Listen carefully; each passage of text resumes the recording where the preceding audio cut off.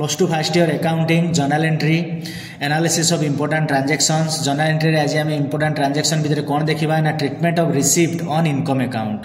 तो जिते बड़े आम कौन करुचे ना किछिटा रिसीव्ड करुचे इनकम अकाउंट रे। तो देखा कौन लिखाई when an amount received represent business income then the particular income account should be credited and the cash account should be debited. तो जिते बड़े आम बिजनेस रे किछि रिसीव करुचे एवं सेटा इनकम को कौन करुची ना सूचौची तो पर्टिकुलर इनकम अकाउंट टा कौन हबो ना क्रेडिट हबो एवं जो कैश टा इन्वॉल्व अछि सेटा कौन हबो ना डेबिट हबो। तो पई हम गोटे एग्जांपल नैचे देखिबा received rupees 8000 from Ram as salary. तो आम कौन करुचे राम पाखरु कौन करुचे ना सैलरी बाबद को 8000 टंका एठी आम रिसीव करुचे।